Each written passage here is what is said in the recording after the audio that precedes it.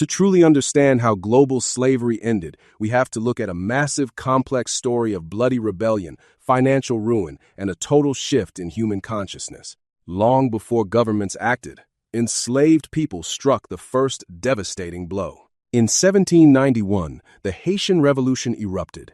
Enslaved Africans rose up, overthrew their masters, and defeated Europe's most powerful armies.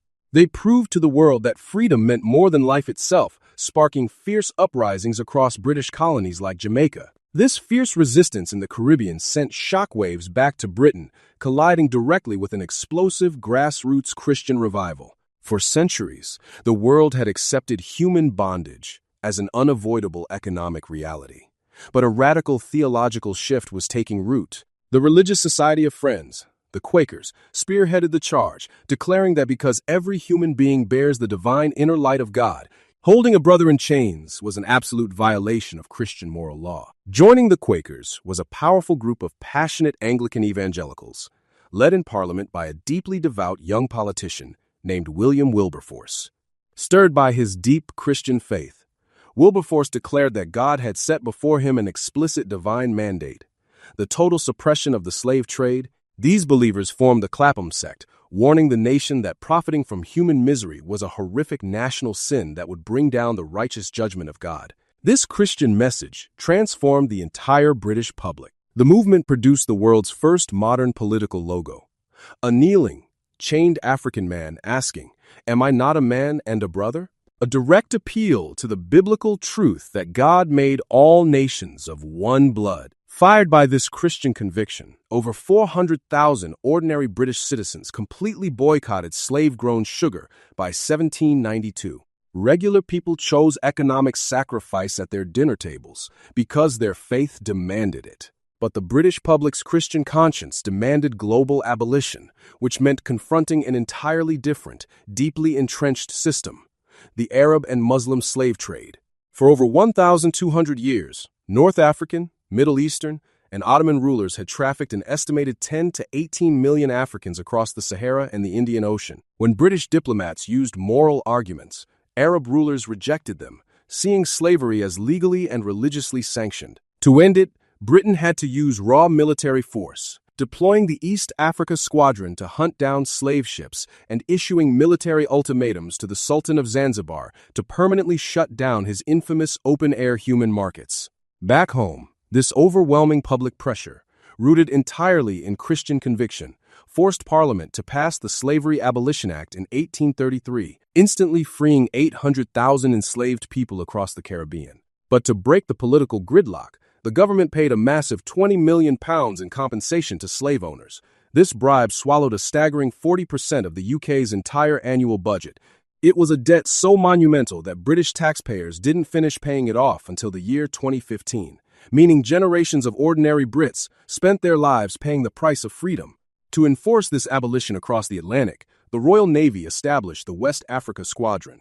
Britain had to aggressively fight, pressure, and chase down ships from foreign Western empires that desperately tried to prolong slavery for raw profit, most notably Portugal, Spain, Brazil, and France. For 60 years, this hostile naval mission swallowed half of the entire Royal Navy budget, costing the lives of nearly 1,600 British sailors who died in combat or from tropical diseases to liberate over 150,000 captives at sea. While history often fixates on the ugly private boarding house signs of the 1950s that read, "No blacks, no Irish, no dogs," it completely hides an incredible act of wartime solidarity rooted in basic human decency. During World War II, the U.S. military brought its strict, legally enforced racial segregation over to the UK, demanding British pubs ban black soldiers. The British public fiercely refused. Landlords across villages like Bamber Bridge put up signs reading "Black Troops Only,"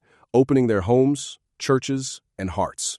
For many black soldiers from the American South, this profound British kindness was the very first time they realized that black and white people could live together in perfect harmony. Now, let's look at the modern landscape. Decades after those 800,000 souls were freed, the Windrush generation arrived to help rebuild post-war Britain. In recent years, Wealthy individuals and City of London institutions created massive, specific charitable funds intended to uplift the descendants of these black communities.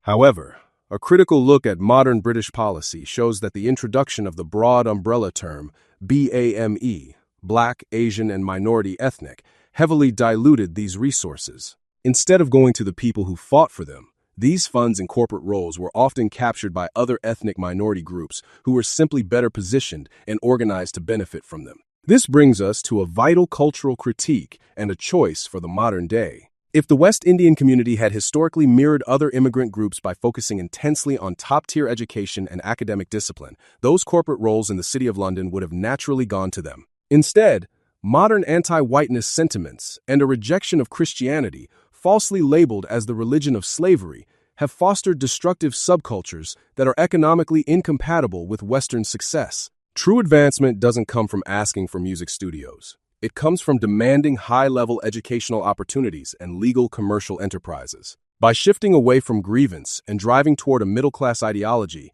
where financial literacy and economic growth live hand in hand, communities can successfully compete. Ultimately, it is a tragedy to see how a monumental historical legacy of freedom has been weaponized to create modern division and resentment instead of shared gratitude. Let's be absolutely clear. The wealthy aristocrats who accepted that 1833 payout are not the British public who spent generations paying the financial and human price. We need to stop blaming ordinary, everyday people today for a historic slave trade they had absolutely no hand in. It was the Christian conviction of regular British citizens that brought the global trade to its knees, and it is that same shared foundation of Western values that allows us to live, work, and build a prosperous future together. Hit follow for more hidden history.